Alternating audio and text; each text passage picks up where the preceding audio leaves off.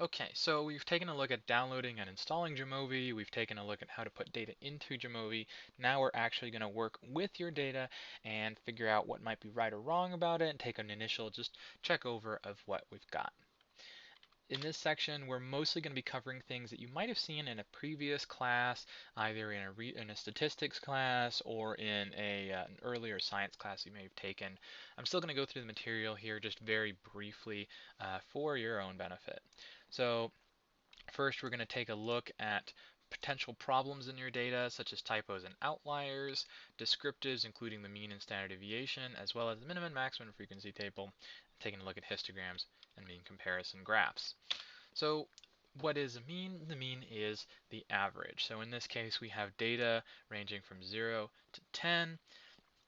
It's the scores for the how many times each country has gotten the World Cup in soccer. So a lot of countries have won the World Cup 2 times. Some countries have won the cup 1 time. Some countries have won the cup up to 10 times. And so the average number of victories for countries that have won the World Cup soccer tournament has been about 3.25 times. Now, when we look at means, one thing we want to be careful about is our outliers. An outlier is a data point that falls far away from the rest of the data. So, on average, most people, or most countries in this case, have won the soccer tournament 2 times, 1 or 2 times. But we have data over here where some people have won the tournament, or some countries have won the tournament 8 or 10 times, and it's just the one country that has done that. So these are pretty clearly outliers, data points that are far away from the majority of the data that can mess up your result. The mean or the average number of victories here is probably should be closer to maybe 2.5, but because there's these really high points that are far away from the rest of your data, you're going to have an average that's pulled to the right. Um, Here's the formula for the average. It looks complicated, but it's not too bad. You add up all the numbers and you divide by how many numbers there are. This is the symbol for the average in statistics. That's extra information. One thing you do want to know is that you typically use M to describe the average in statistics. Okay, so what is the standard deviation? A good definition will be the standard deviation is the average error or distance from the mean of a data point. Most people have heard of a definition for a standard deviation, and also most people have no idea what that definition means. Yes, the average error, or like the average distance from the mean. Okay, what does that even mean? Let's take a look at a graph, and this should make things easier for you. Let's say that this is a graph of how tall people are. And so we're going to say that here in the middle is your average height, and we're going to say that your average height is, say, 60 inches. Okay, so 60 inches is there, and that's your average height, m equals 60. Now, these numbers here are symbols describing changes in the average. So you can imagine that most people are at the average height, but some people are taller than average over here, and some people are shorter than average over here. The way that the standard deviation helps us understand this data is actually pretty simple.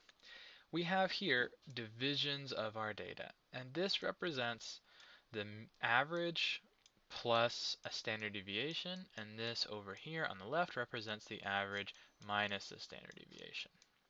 So if we know that our average is 60 inches of height, and we know that the standard deviation is 5, that means that here people on average are 60 inches tall. Here, one standard deviation up, people are 65 inches tall, and over here, one standard deviation down, people are 55 inches tall. So now we have this range from 55 to 65 inches of height. And what the standard deviation is telling us is actually that uh, between 55 and 60 inches of height are 34% of your population. Between 60 and 65 inches of height, there's another 34%. So the majority of people, about a total of 68% of people, are between 55 and 65 inches of height based on this graph.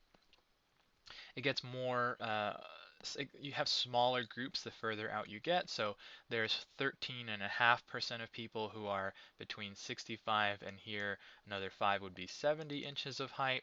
Another 13% of people between 50 and 55 inches of height. And you can see that the groups get smaller and smaller as you go out because there are fewer and fewer people with more extreme heights. So to summarize, your standard deviation is telling you, on average, how far away does a number lie from your mean in a group of data. And uh, one standard deviation up or down is going to give you a range of 68% of your data. Most of your data, about 70% of your data, is going to fall within one standard deviation plus or minus of the mean. Okay, so let's take a look at how to get that information in Jamovi. So I'm going to exit out of this. Whoops. I accidentally pressed some keyboard things here that I didn't mean to press, but that's okay. Exit out there. Escape. Discard those. Open up Jamovi. And for this example, we're going to go open up the sample data set of tooth growth. We're taking a look at the length of hamsters' teeth when they were fed, I think it was orange juice and something else. I don't know what VC is. We will say it is vanilla cream. Anyway, so first let's take a look at the data. If your data has, say, two groups, people who were hamsters who were given VC and hamsters who were given OJ, you can actually double check that that's true by clicking on the group thing there, the supplement, and you can check what levels there are there. So if for some reason some group accidentally typed in VC in lowercase letters, you'll notice that up here there's a third group that was VC, and that's a typo. It's wrong. And when we try to analyze our data, we're going to have three groups when we actually only meant to have two. So that's something you can change just by fixing it. Now, let's say that we have in the length of teeth someone who put down 420. They probably meant to write 42, but because this is a continuous variable, it doesn't have levels, it's not necessarily going to pop up. And so in this case, it's easy to see because it's the first data point, but how would we find this in the case that it was somewhere hidden in the data and that was a mistake? That's where we're going to want to look at the means and standard deviations and some of the other descriptives to help us figure that out. So to get your descriptives, you're going to go to Exploration and Descriptives. You're going to put in your continuous variable in the variables group, and by default it's going to give you some information. Your average length was 25, your median, if you're familiar with that, was 19.8, minimum and maximum was 5 and 420. So we know that nobody's tooth length should be 420 centimeters or whatever this was in. So that right there is telling you something ridiculous is going on. But whatever. How do we deal with this further? We can ask for the standard deviation by going to Statistics and clicking on Standard Deviation. It tells us the standard deviation of teeth growth is 52. So that's also telling us something weird is happening because it's telling us that most of our data falls between 25 plus or minus 52. Now, there's no way that anyone had teeth growing at a negative rate. So 25 minus 52, that means that like 20% of your data fell within the negative tooth growth range. Something weird is going on there. And what's weird is that there's a number here that's a huge outlier and it's messing up the data. Now we've gotten the mean and the standard deviation, the minimum and maximum. One thing that we could look for is a frequency table. The frequency table is going to tell us how many of each data point are we working with. And now that's only going to want to tell us for these two types of data, categorical or ordinal data. So it's not something that we can really work with in this case. But if we were to put in the supplement, it can tell us that there were 30 pieces of data that had orange juice and 30 pieces of data that had VC. So that's fine. It seems like the correct amount of things. If we go into our data and change this to a nominal data point, We will then get a frequency table that says, okay, well, there was one hamster with tooth growth of 5.2. There were two hamsters with tooth growth of 11.2. There were, all the way down here, one hamster that had a tooth growth of 420. And this is an easy way to notice, again, there's a problem with your data. There's one hamster that had a ridiculously high tooth growth there. We're going to change it back to continuous. And next, let's take a look and see how we get a histogram. Remember, a histogram is going to show us the distribution of our data. So again, we're just working with the length of the tooth growth, and you can ask for a graph by going to plots and asking for a histogram plot. Scroll down here so we can see it.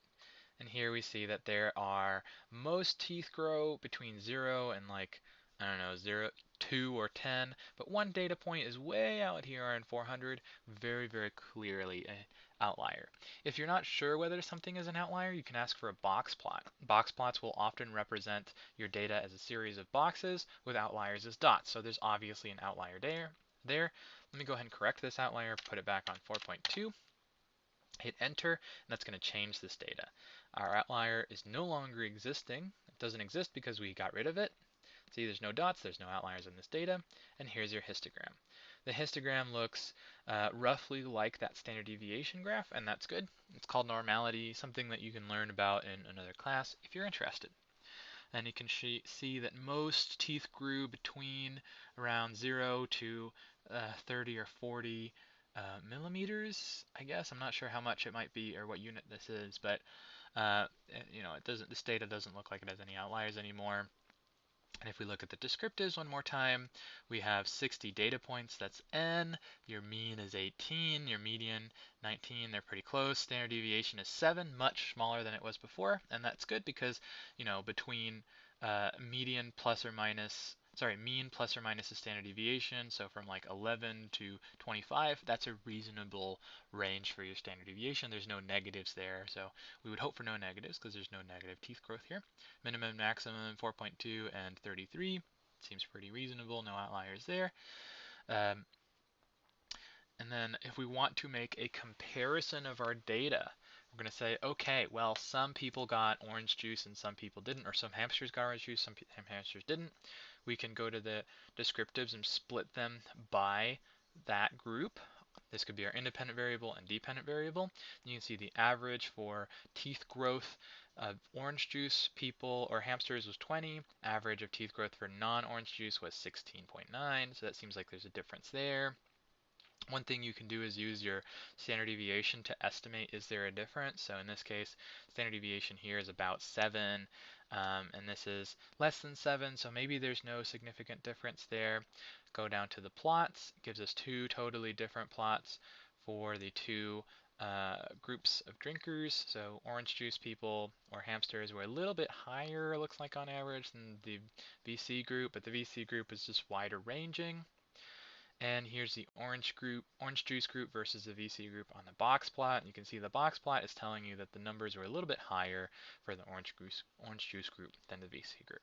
Just in case you're not familiar with the box plot, the middle black bar here is your mean. This top and bottom part of the square is your 25 and 75 percentile groups. So here's 50% of your data is inside of this box, and then these little lines represent the rest of the data, so your top 25, your bottom 25% of your data. So again, you can see that the VC group had a much wider range, but that the OJ group was slightly higher on average. Okay, and so I promised I would mention error bars. Now, error bars are a way to show whether your data has how far or separated your data is. Kind of like with your standard deviation, you can make a bit of a comparison there. So if you go to standard error of the mean, this says that the standard error of the mean is about 1.3 for your two groups. And so what you can say is, okay, well, is there a difference of at least 1.3 for these two groups here? And there is. The difference is about 3 there. So there may be a significant difference between orange juice and VC here on tooth growth. That's just a simple way to take a look at that. We'll actually analyze that data shortly. So stay tuned for the next section.